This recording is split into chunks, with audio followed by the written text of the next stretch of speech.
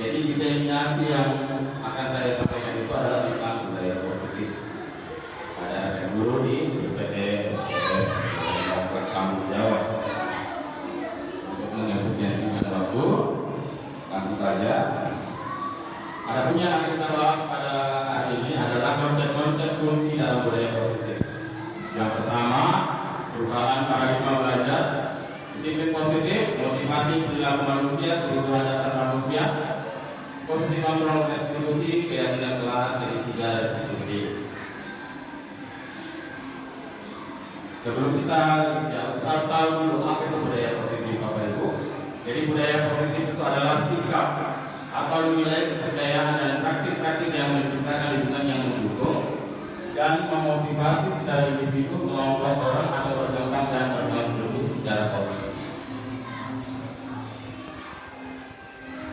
Pada konsep pertama yaitu perubahan paradigma belajar. Dalam membangun budaya yang positif, sekolah dapat menyediakan lingkungan yang positif, aman dan nyaman agar siswa mampu berpikir, bertindak, serta mencipta dengan merdeka, mandiri dan bertanggung jawab. Itu merupakan bentuk dari paradigma perubahan dalam belajarnya.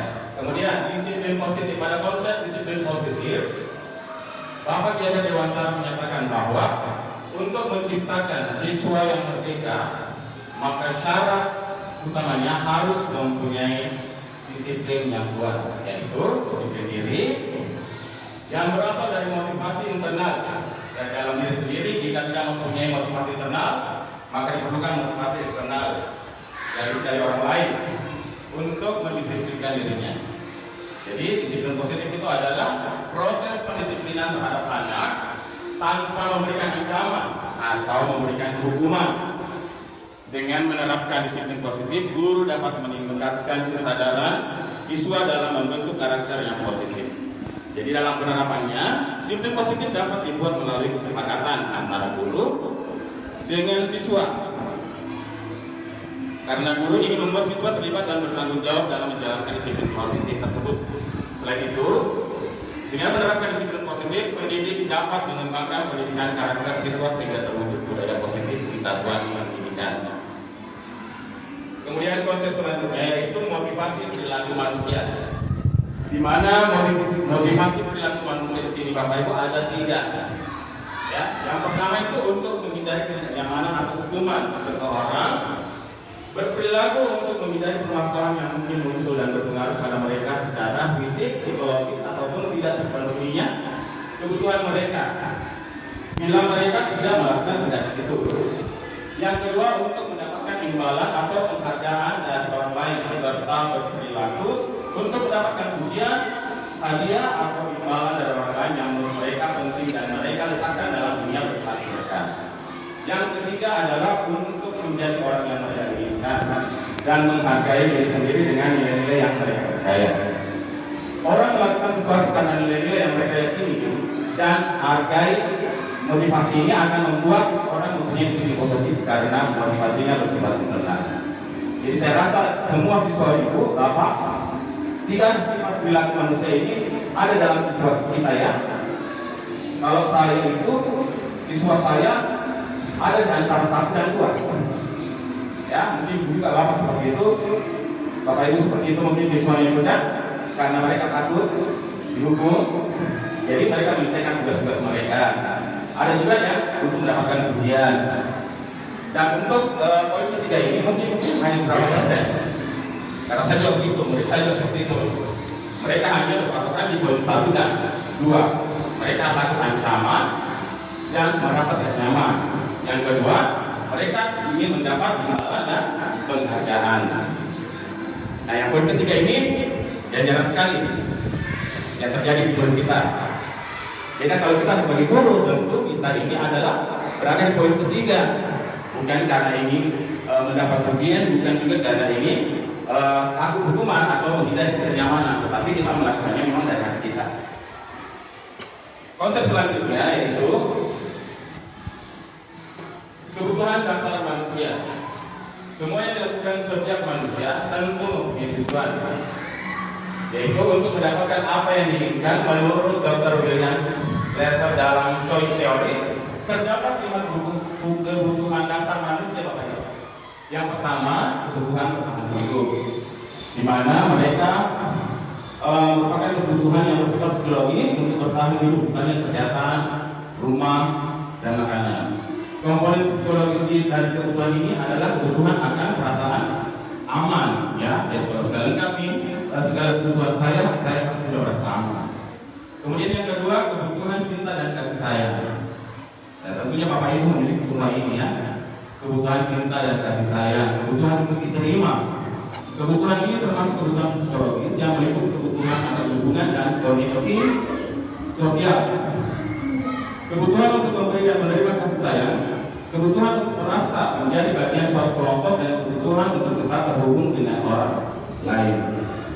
Siswa yang mempunyai kebutuhan cinta dan kasih sayang yang tinggi biasanya ingin disukai dan diterima oleh lingkungannya, akrab dengan orang tuanya, biasanya belajar tidak suka dengan gurunya, menganggap penting teman sebaya dan suka belajar berkelompok. Tentu biasanya kita alami di kelas ini Bapak Ibu ya.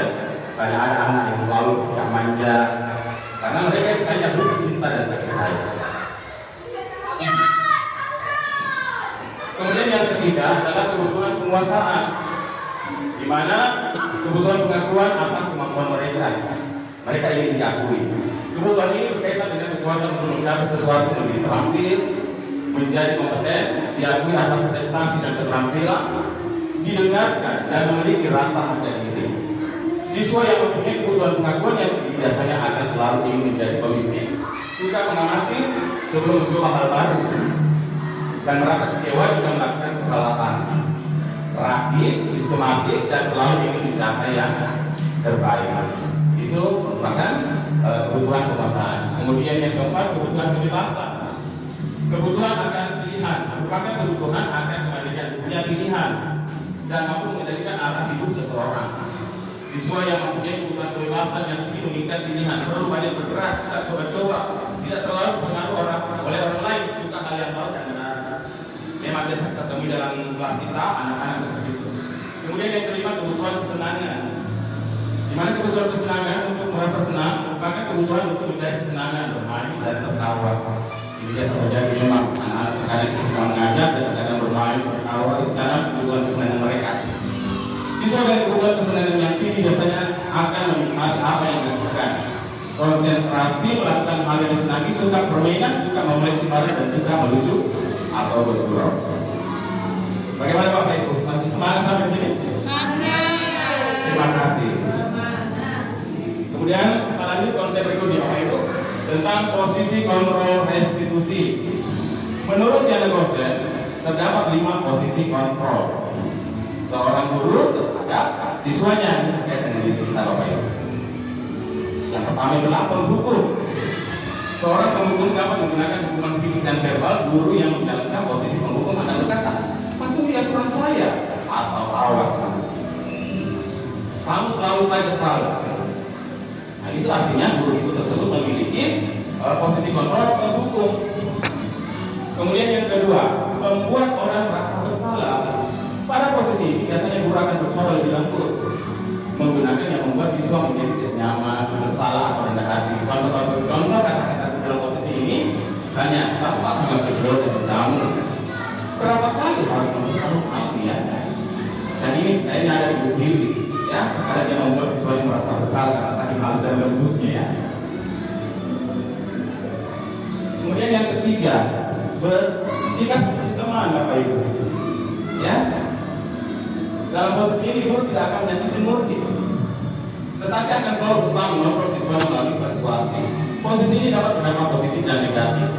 Posisi berupa hubungan yang baik antara guru dan siswa. Contoh kata-kata gurunya, ayo lah demi ibu ya. Ayo ingat, ya semua bantuan ibu selama ini.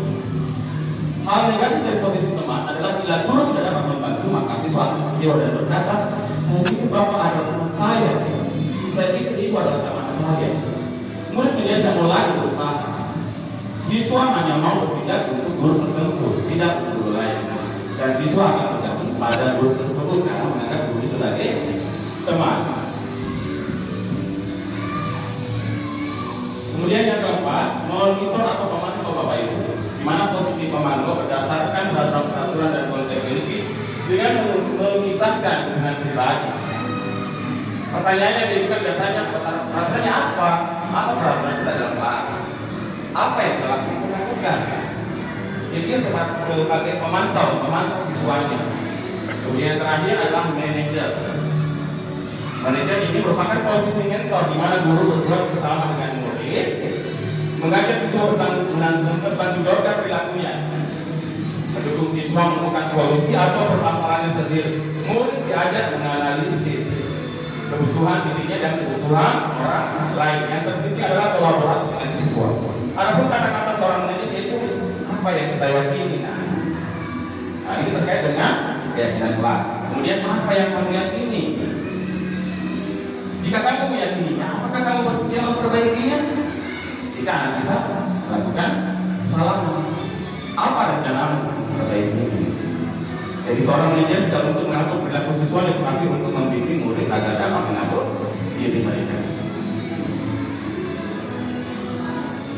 Konsep selanjutnya adalah keyakinan kelas, Bapak Ibu. Ini semua sudah kita buat dalam kelas. Keyakinan merupakan nilai-nilai atau prinsip-prinsip yang disepakati secara universal. Orang akan lebih semangat atau bergerak dalam melaksanakan keyakinannya daripada hanya mengikuti aturan. Adapun hal-hal yang harus diperhatikan dalam membentukkan keyakinan kelas, Bapak Ibu. Yang pertama itu keyakinan kelas bersifat lebih abstrak daripada peraturan. Jadi beda dengan peraturan dengan keyakinan kelas. Kemudian yang lebih rinci dan nyata. Anak-anak tahu bahwa ini nyata, bukan hanya semacam perkataan saja. Kemudian keyakinan kelas berupa pernyataan universal. Pernyataan keyakinan kelas selalu dibuat dalam bentuk positif. Keyakinan kelas harusnya dibuat tidak terlalu banyak sehingga mudah diingat dan dipahami oleh semua anggota kelas. Jadi keyakinan kelas itu Bapak Ibu tidak seperti peraturan kelas yang telah kita buat selama ini. Ya, keyakinan kelas itu hanya beberapa poin, 5, 3, 4, dan 5 saja. Yang penting kita tidak hafal dan anak juga tidak hafal. Keyakinan kelas hendaknya sesuatu yang dapat diterapkan di lingkungan itu. Ya, jadi ada apa yang ada di rumah itu dibuat di sekolah. Jadi apa saja tidak diterapkan di lingkungan sekolah. Kemudian semua anggota kelas hendaknya ikut berkontribusi dalam pembuatan keyakinan kelas melalui kegiatan surat pendapat. Misalnya ada anak satu mau seperti ini, ya, tanya dulu apakah sesuai. Yang lainnya juga mengeluarkan pendapatnya, apa kira-kira sanksinya, apakah tindakannya setelah melakukan semacam pelanggaran. Yang terakhir, semua anggota kelas bersedia mengikut kembali keyakinan kelas dari waktu ke waktu. Jadi keyakinan kelas itu tidak bersifat 1 tahun, per semester pun boleh. Misalnya per 6 bulan kita buat lagi. Jadi kalau kalian mungkin, kalau Bapak Ibu berpikir bahwa keyakinan kelas itu berlaku 1 tahun, itu tidak benar. Karena keyakinan kelas itu harus terupdate. Ya, jadi per 6 bulan Bapak Ibu. Ya, ada juga yang berlaku secara per bulan. Akhirnya itu per bulan. Kalau kita laksanakan dengan cara per semester, itu merupakan contoh atau skala waktu dalam pembuatan keyakinan kelas. Jadi terupdate. Tidak mesti itu sampai anak naik. Jadi per semester saja.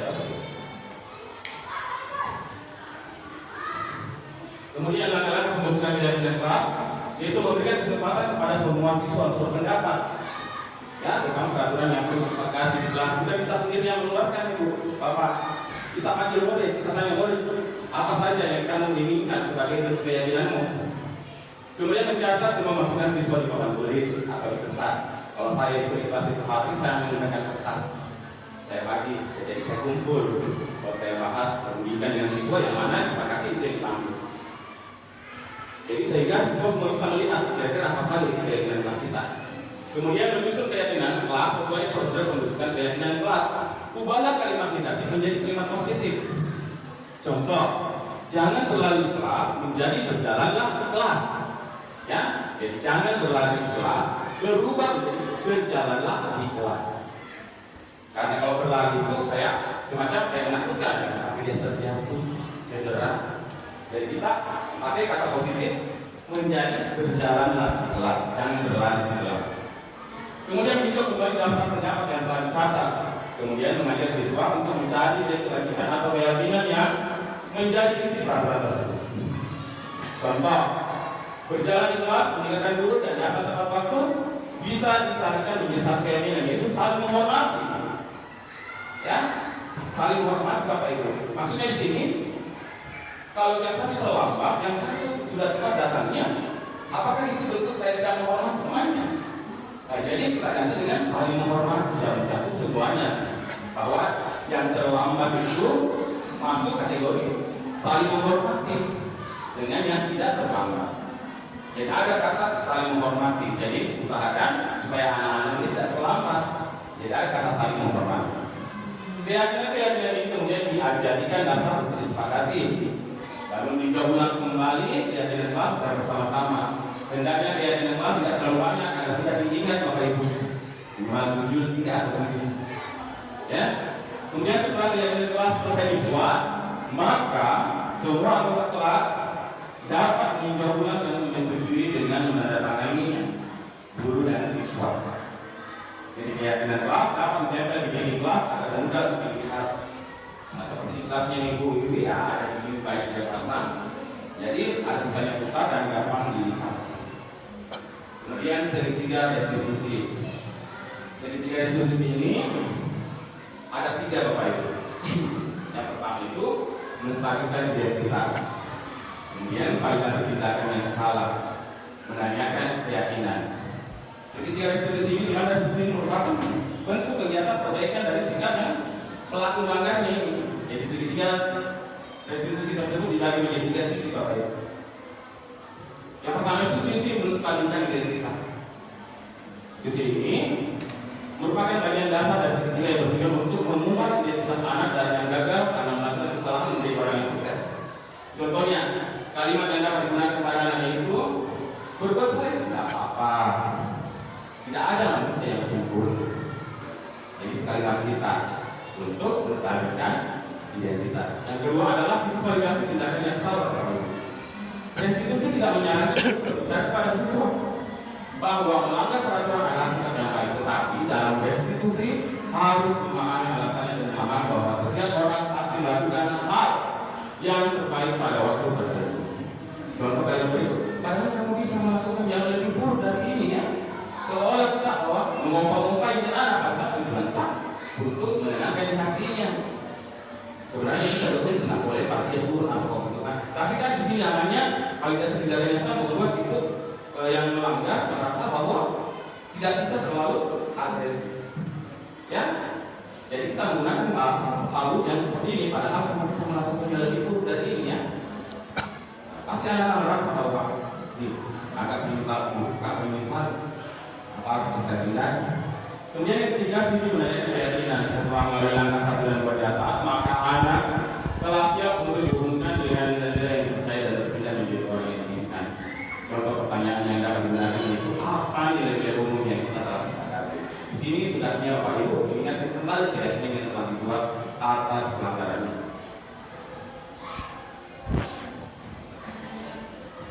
Nah, kemudian apa yang saya paparkan Bapak Ibu buat kuliah dan selasi. Cukup sekian dan terima kasih. Salam guru penggerak. Dari sini kawan saya harus ada yang ingin ditanyakan. Saya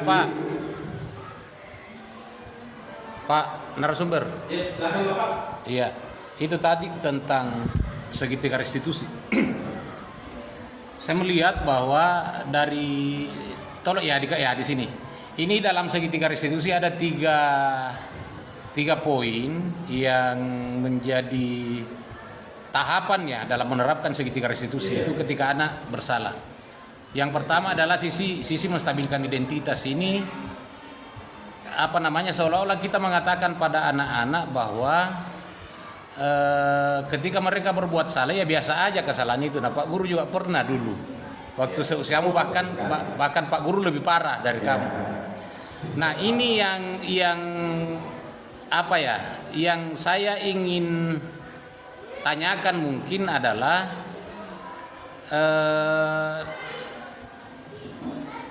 apakah ini memang mampu kita lakukan dengan jumlah siswa yang banyak? Artinya mungkin kalau ini hanya sekitar 10-20 orang, saya pikir bisa.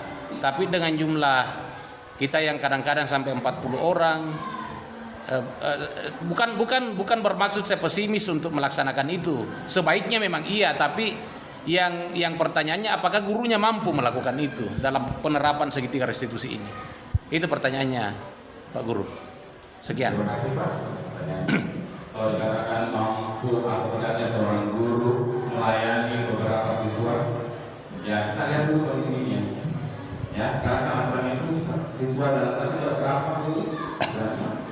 28. Nah, kalau 28 masih oke saja biasa. Kalau sudah siswa mendadak, pasti juga guru mengadakan seperti itu Bapak Ibu. Jadi yang itu 28 siswa dalam kelas itu insya Allah kita bisa dan mungkin juga dalam sehari bersamaan 28 siswa itu melakukan tindakan yang melanggar Bapak Ibu. Paling 1-2 orang. Nah, biasanya kan dalam sehari itu paling 1 orang, paling banyak itu 2. Itu ada sekitar ya dalam kelas. Kita dalam artian sampai 10 atau 15 orang atau bagi-bagi. Ya tergantung dari kondisinya Bapak Ibu. Kalau memang situasinya ya hanya 1 orang, kita masih bisa. Kalaupun sampai lebih 10 orang, tentunya kita ingin belajar, ingin memaparkan materi pada siswa. Ya bisa kita tangguhkan besok. Jadi kita ambil 5 orang hari ini, 5 orangnya besok. Jika 10 orang yang melanggar, tetapi saya rasa tidak ada yang sampai seperti itu. Minimal 1 atau 2 orang saja bersama. Saya rasa begitu Bapak Ibu. Iya, terima kasih Pak Guru. Ya, ada lagi yang ditanyakan Bapak Ibu seputar tentang budaya positif yang saya katakan tadi? Baik, ya silakan Bu Uli. Terima kasih Pak Adil sudah memberikan waktunya pencerahan lagi buat kami semua tentang disiplin positif ya, menambah lagi atau merefleksi ingatan kami tentang bagaimana menerapkan keyakinan kelas dan segitiga restitusi. Kalau saya singkat Pak Adil berbagi pengalaman atau sharing pengalaman saja. Bagaimana sih kalau di kelasnya Pak Adil sendiri di kelas tinggi menghadapi anak-anak, bagaimana caranya menimbulkan motivasi dari dalam diri sendiri. Tadi ada Pak Adil singgung kalau motivasi itu ada 2, dari dalam diri dan dari dari luar. Nah, iya, kalau pengalaman Pak Adil sendiri, bagaimana caranya membuat murid-murid Pak Adil itu motivasinya ada di dalam dirinya sendiri untuk menjalankan keyakinan kelas itu? Makasih Pak Adil. Ya, terima kasih Bu atas pertanyaannya. Jadi saya itu setelah membuat atau menyusun keyakinan kelas, saya selalu memberikan ketua-ketua atau nasihat-nasihat sebelum mereka pulang. Jadi ada juga anak yang memang dibantu oleh orang tuanya di rumah dengan memberikan nasihat-nasihat yang positif. Itu merupakan dari intrinsik ya. Dan kalau eksternal itu merupakan dari luar lingkungannya, temannya. Jangan sampai temannya yang membuat anak tersebut melakukan pelanggaran dari luar. Tapi kalau dari dalam itu dari mereka sendiri. Makanya untuk mencegah itu, makanya selalu sebelum pulang saya mengingatkan kembali keyakinannya. Terkadang juga saya memberikan arahan-arahan yang bersifat positif untuk membuat mereka melakukan tindakan yang melanggar dan kesepakatan yang telah kita buat. Jadi intinya kalau saya di kelas itu setelah berkeyakinan saya mengingatkan kembali seperti itu. Jadi tidak ada lagi dorongan atau upaya untuk dari luar untuk melakukan tindakan-tindakan yang tidak sesuai dengan keyakinan kelas tersebut. Makasih Bu. Ya, terima kasih Pak Adil. Selanjutnya masih ada yang ditanyakan. Tidak ada. Baik Bapak Ibu, saya ucapkan banyak terima kasih atas kehadiran dan atensinya hari ini. Semoga apa yang kita dapatkan hari ini dapat kita sebarkan ke anak buah kita.